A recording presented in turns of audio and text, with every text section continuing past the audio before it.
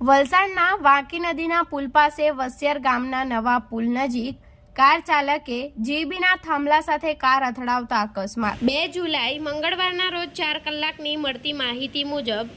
આજરોજ વલસાડના વસિયર નવા બ્રિજ પાસે વાંકી નદીના પુલ નજીક પોતાની અર્ટિગા કાર નંબર જીબીના થાંભલા સાથે અથડાવી થાંભલો ધરાશાયી કરતા મામલો ગરમાયો હતો।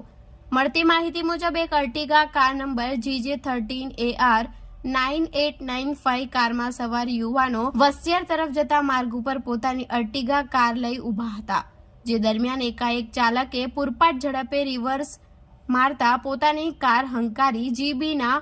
થાંભલામાં ધડાકાભેર અથડાવતા જીબીનો થાંભલો ધરાશાયી થયો હતો અને ઘટના બનતા જ આસપાસના સ્થાનિકો ઘટના સ્થળે દોડી આવ્યા હતા અને કારમાં સવાર લોકોને બહાર કાઢી ઘટનાની જાણ વલસાડ રૂરલ પોલીસની ટીમને કરી હતી। જાણ થતાની સાથે જ પોલીસની ટીમ ઘટના સ્થળે દોડી આવી હતી અને કારનો કબજો મેળવી ચાલક સહિત અન્ય ઇસમોની અટકાયત કરી વધુ તપાસ હાથ ધરી હતી। જોકે સ્થાનિકોના જણાવ્યા અનુસાર વીજ થાંભલો બંધ હોવાના કારણે કોઈ મોટી દુર્ઘટના સર્જાઈ ન હતી, પરંતુ આ ઘટનામાં કારમાં ભારે નુકસાની સર્જાઈ હતી।